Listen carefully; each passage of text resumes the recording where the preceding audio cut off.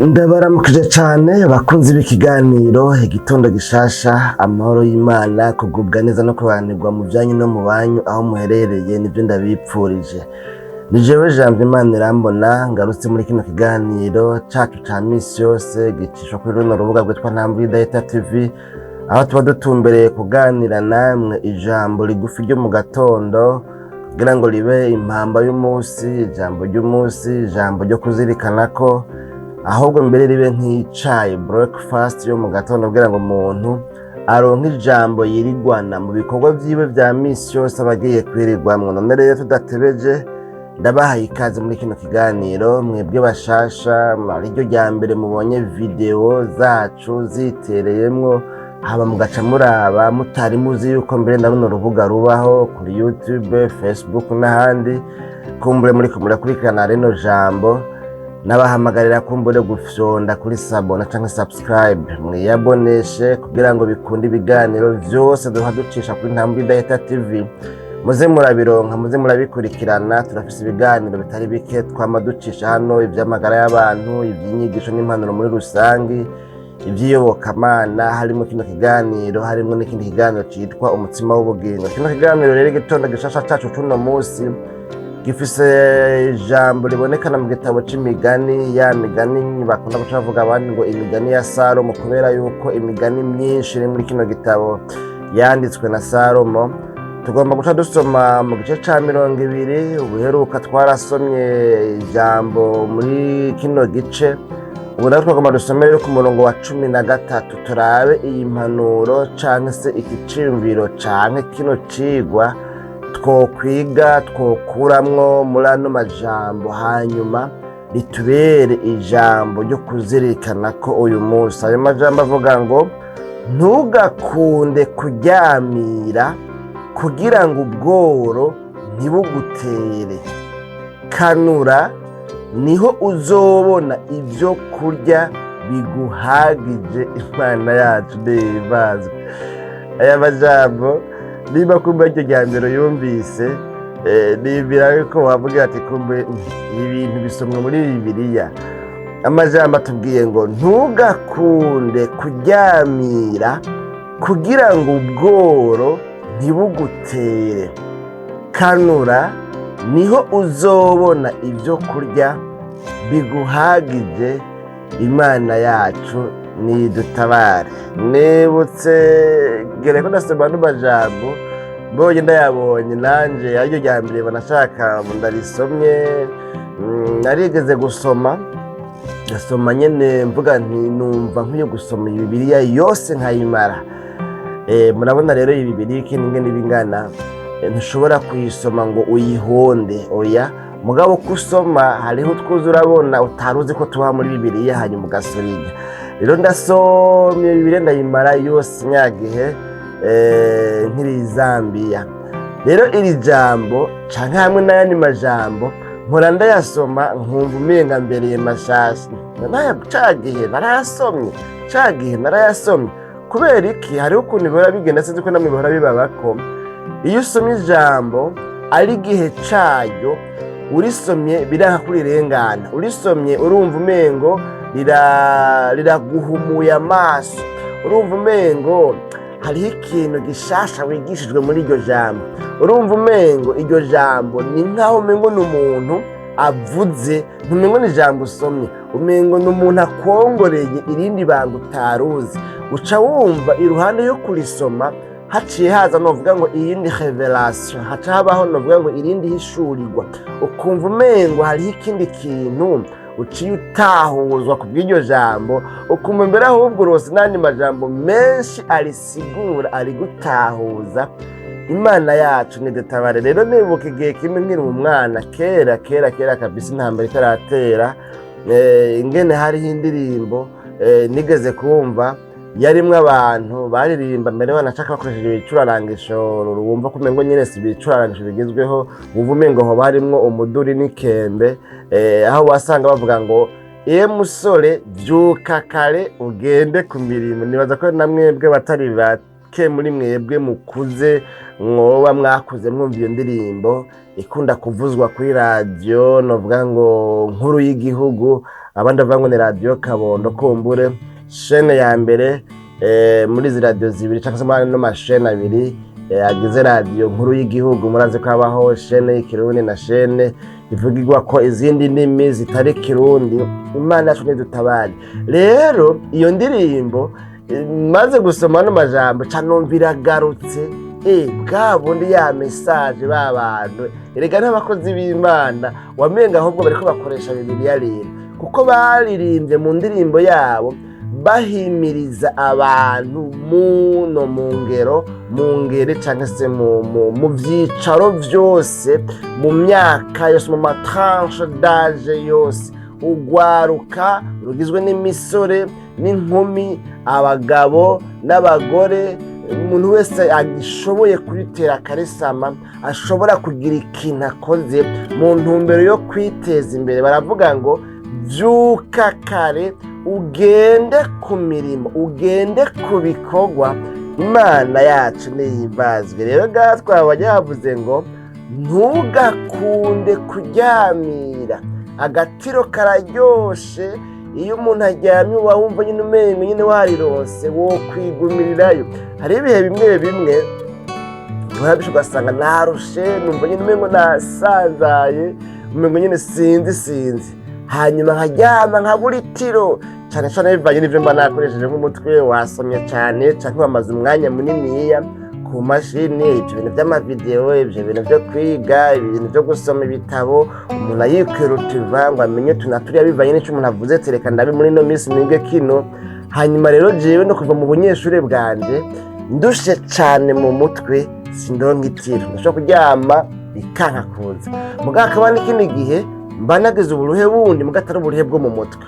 Ico gihe rero nkaryama, hageze kuvyuka nkumva umengo sinshaka kuvayo, réveil kavuga kuko muri kamenyere kanje namafisemwo réveil n'imiburi zibiri, ya saa 11, ya saa 11:30 n'iya saa 12 zo bucane ko novuga ko mbure 6h du matin.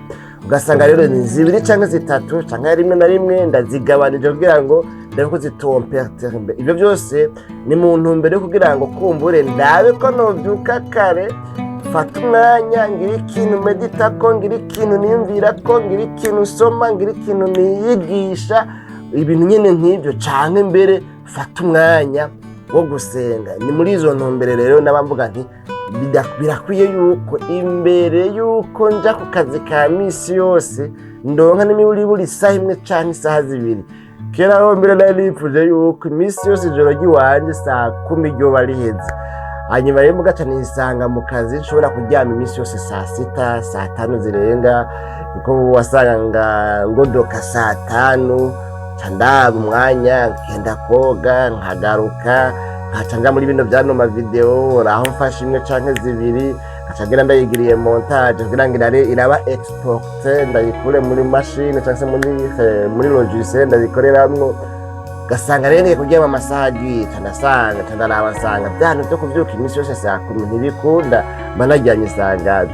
Hari n'igihe byanashika kumbure ugasanga ndashira kwizo video nkoresheje amamega atangura saa 6 z'ijoro agahera saa 11.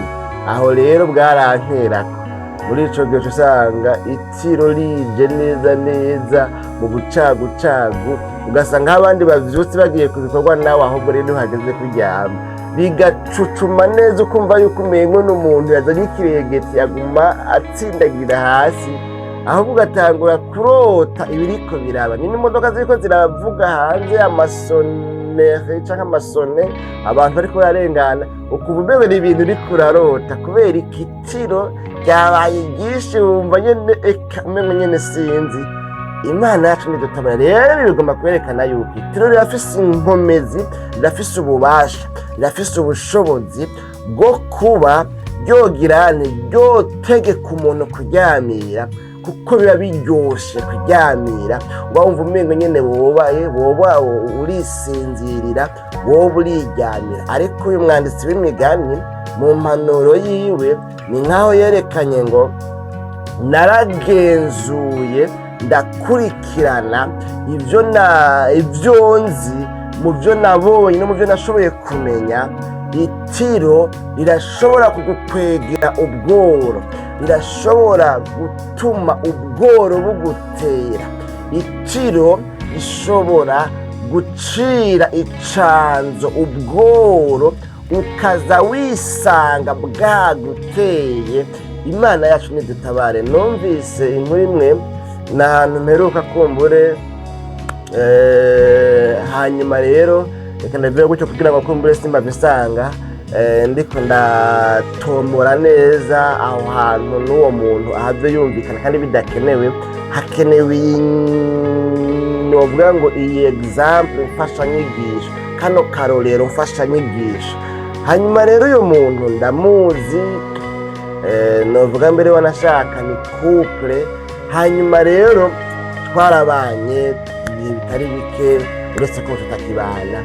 Uyu muntu rero ngo nta kintu agomba guhereza iminwa, kandi ari abantu bakuze bafise abana, kandi murazi ubuzima ingene buzimvye, murazi ingene ubuzima bugoye, murazi ingene ibintu byose bitera bizimba.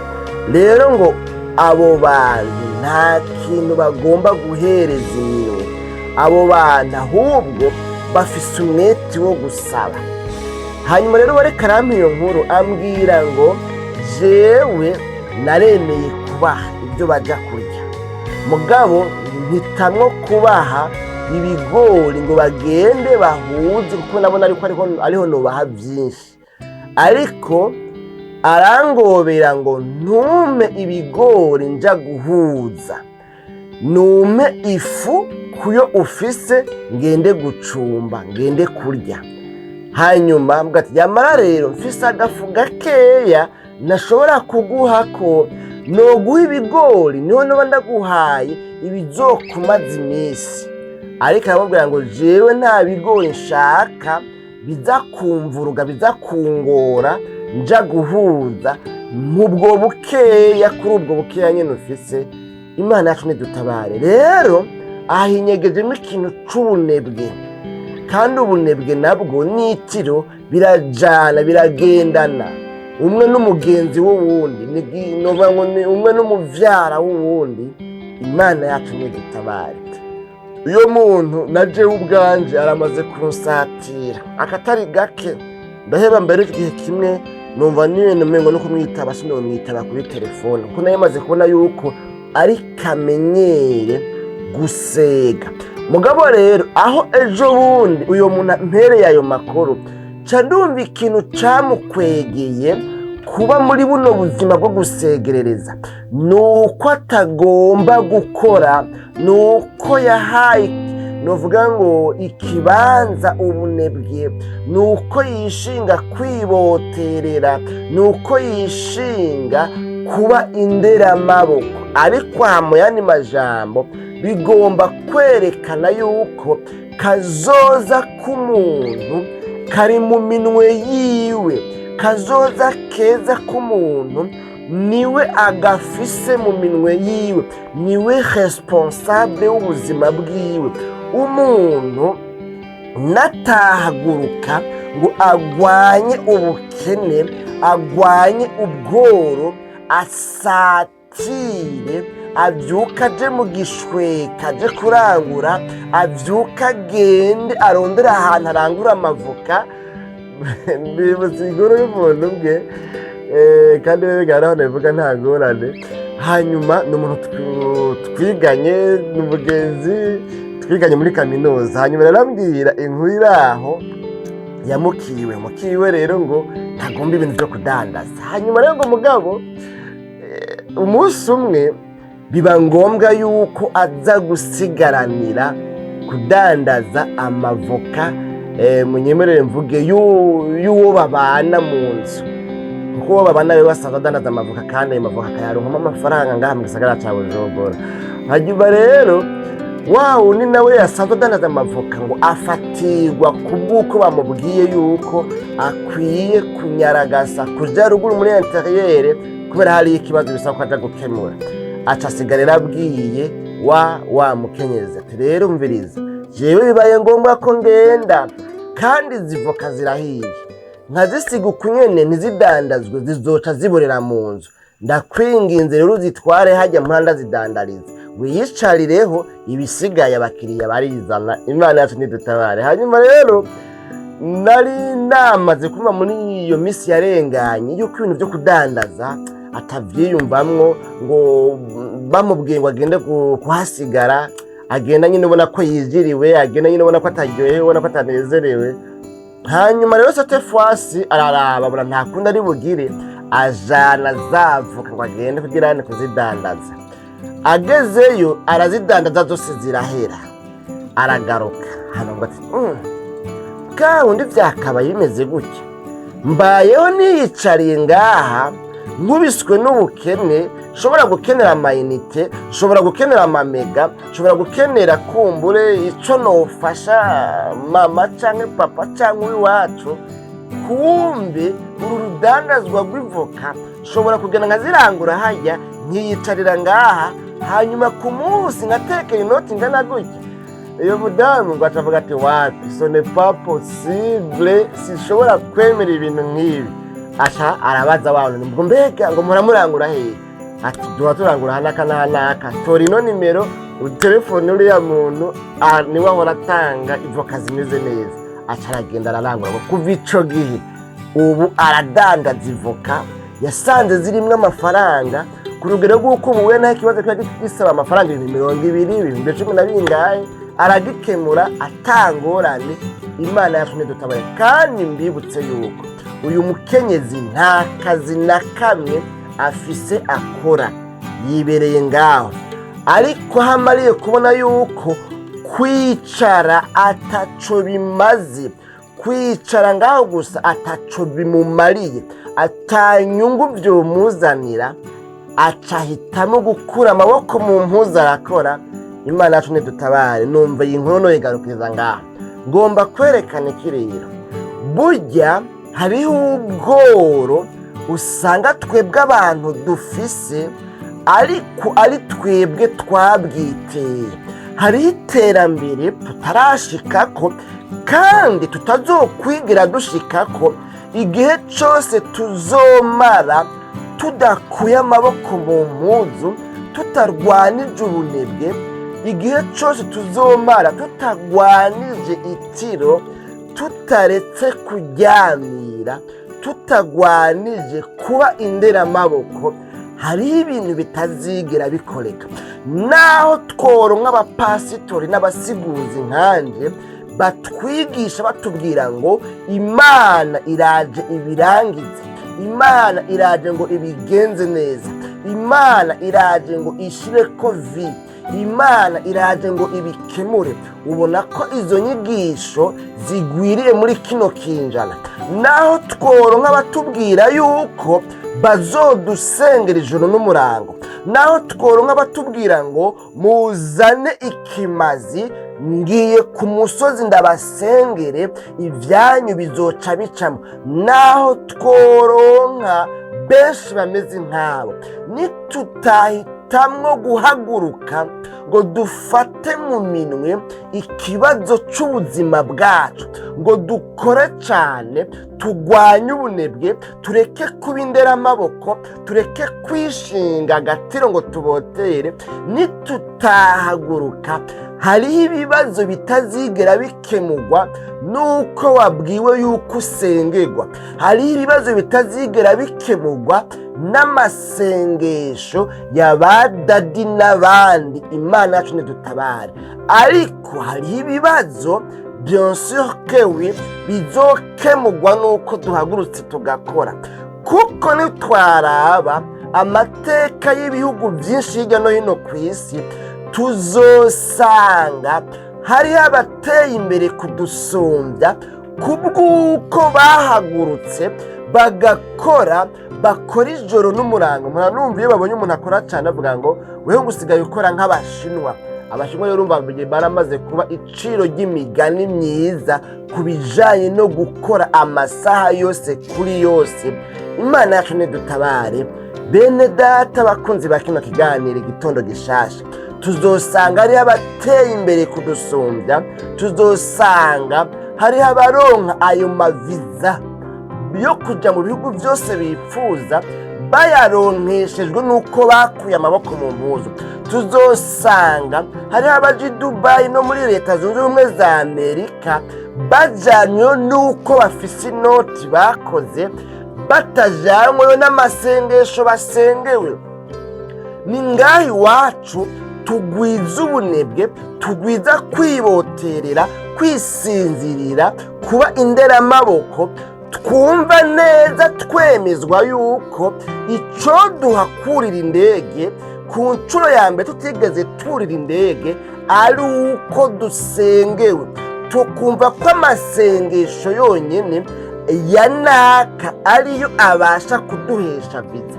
Ariko ahandi bahitamwo gukora ijoro n'umurango to utahe, baragera ku rugero rw'uko ivyo vyose babironka bivuye mu gucumukuza amaboko yabo n'ubwenge bwabo, bagakenyura, bagateka umutwe rigasha, bagakanura maremare, bariko bararondera ubuzima. Imana yacu nidutabare.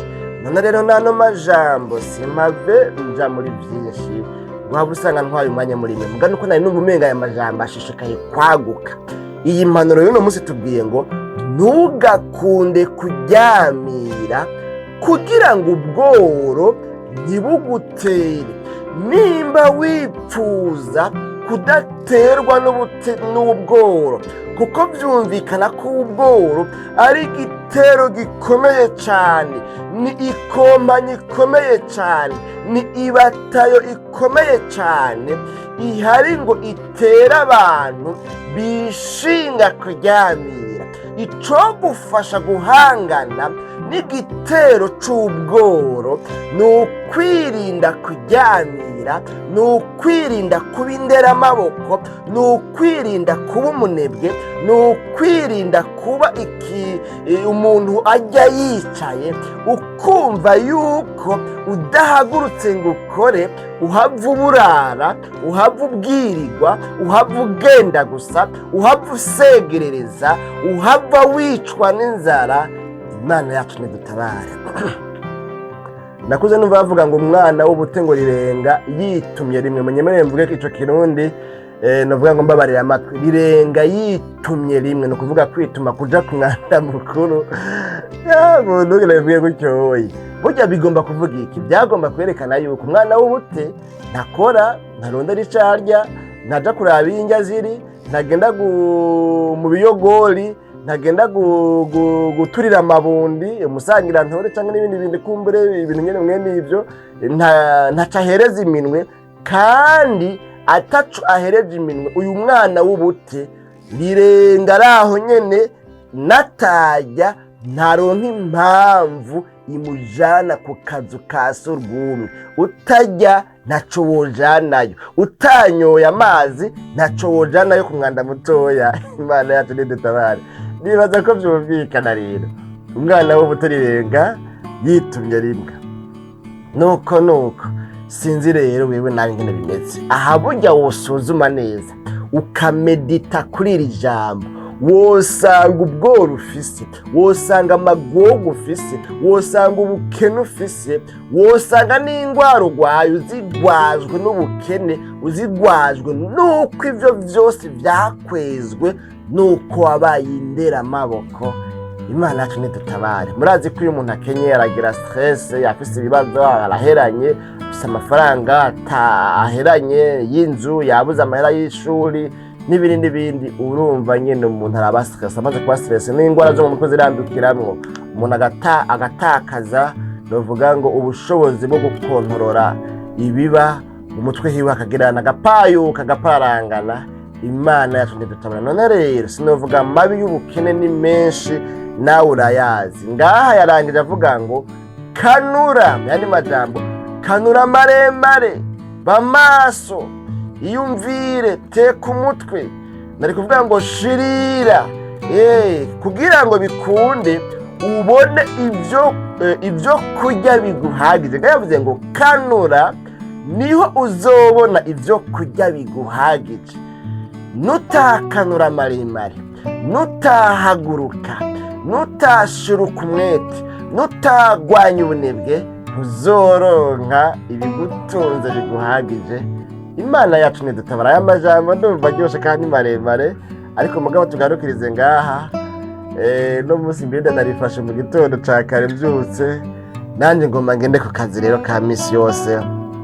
Ndabona mu kanya saa moya zihava zigera, akenshi sizere mba ngiye. None rero nuko dusenga Imana, nizera yuko aya majambo yumvise. Haguruka ugwanye itiro, ugwanye ubunebwe, ugwanye gutakaza umwanya, gupfisha umwanya ubusa. Nari kuvuga ibintu byinshi, niho uzotera imbere. Nasomye ryari inkuru kuri Facebook, umuntu yanditse inkuru kuri ubita ngo ni Gasape Perisaxe Gateka umengo niyo mazina yiwe yose. Afise urubuga rwitwa Gasape Chat cyangwa G-Chat, sinzi ibintu nyene nk'ivyo. Afise umengo ni hotel yitwa na muri Yerusalemu, sinzi ko ari irindi jambo ryoba ryiyongera ko sindayijamo, sindajayo. Iri mu ntara ya Gitega. Avuga ijambo rero ndiko ndaronderamwe iri jambo rivuga ngo iki, yavuze ngo uyu musore cyangwa bona ko uyu murundi mwene wacu ngo ni icitegererezo ciza kugwaruka gwa kino gihe, ngo umuravye nta gihe na kimwe ngo uzosanga adafise ikintu ariko arakora. Ugiye hari muhira mu bikorwa vyiwe vya misi yose, ngo nta narimwe ushobora gusanga ngo yicaye ngo atafise ikintu, ngo yama ariko arakora, ngo yama afise ikintu ariko arakora. Murumva yuko ari umuntu ari creative kandi ari umuntu ari competent kandi ari umuntu agira na satire. Rero ibi vyose bimuvugwa ko amaze gushika karafise ni radio, yavuye mu bwenge bwiwe, yadekuvuye, yafondafonze, yagizene, yakoze, irabaho, ivuye muri bricolage yiwiwe. Ivyo vyose amaze gushika ko rero jewe ntazi n'ibindi tumaze kubona ngaho kumbuga ngurukana bumenyi byavuye mu gukora. Yabaye umu grand bosseur, ntibyavuye mu kuryama cane. Imana yacu nidutabare. Kandi ubu yicarana n'abandi, ubu yama mu nda y'indege, yama yageze Amerika zahe, mu Buhindi, mu Iburaya n'ahandi, i Dubai, aho hose yamaye. Kubera iki? Ni umwana w'umwete, kandi umwana w'umwete ntaco adashobora gushikako, kuko bitebe bitebuke arashika kuco yipfuza gushikako. None rero twumvise ngo kanura nawe, shirira kugira ngo bikunde ubone kuronka ibyo kurya biguhagije. Aha kuba udafise ibiguhagije nukuryamira cane, nukuri umunebwe cane, nukudakora cane. Ntuhave wimvira ngo nibintazi, ngo ni za karande, izo nazo zibaho. Mugabo iyo karande naho boyikubita ibintu ntivyoca vyizana udakoze, kuko Imana nayo ihezagira ibikorwa vy'intoki zacu. Imana tunidutabara. Yemwe reka rero garageze gaha, tuzosubira mu kiganiro igitondo gishasha c'ubutaha. Nano majambo n'umuhigwe rero umuntu atishinga kuba imbere amaboko, atishinga kwiryamira gusa. Uyu muntu n'umuhigwe kuko azobona ibyo kurya ibimutunze bimuhagije. Uyu muntu ashiruka umwete agakora, ntazosegerereza, ntazicwa n'inzara. Uyu muntu azogera kure. Ariko umuntu ahitamwo kuba imbere amaboko, ahitamwo kwisinzirira, naho yoba asenga ya 40 jours, naho yoba asigura kunsumbya, naho yoba avugira kumbonesha kuri zisumba ntambwe za Eta TV, ariko mugabo akaba afise ubunebwe mu bijanye no gukora ibikorwa vy'iterambere bishobora kumuteza imbere. Uyu muntu n'umuhombe, kuko Imana imperuka. Abandi bavuze ngo urima itiro ukimbura ingona. Ibyo byose ni ibintu mwari guha bavuga ko mugabo umwanya twifuza gukoresha uri kuragenda. Dusenga Imana. Mwami w'abami Yesu, tugushimiye cyane ku bwano majambo twumvise, impanuro duhanuwe nayo umuntu ayumvise akaba asanze ari umutsindwa, akaba atahuye ko amagorwa agowe ashobora kuba ari we yayiteye bivuye mu kuba indera amaboko, bivuye mu kwiryamira cyane gusa, bivuye mu bunebwe, mu kudahereza ikintu na kimwe amaboko. Uyu muntu aciye avuga ngo Mana numbabarire, naramenje, narihemukiye, narikwegeye ibyago, ngwiza ko imbabazi uhereye none mpagurutse kugira ngo nkure amaboko mu mpuzu nkore menye neza ko iterambere ryanje ryose ryiza nifuza gushika ko riri mu biganza byanje nanjye ngiye guhaguruka uyu muntu umugirira neza imbabazi zawe zimubeko kandi umushoboze guhaguruka no gukora kuko nawe witeguye guhezagira ibikorwa by'intoke ziwe kugira ngo bibashe gushika kure mu izina ryawe ryera Kristo Yesu ntutusabye tuvyizeye amen.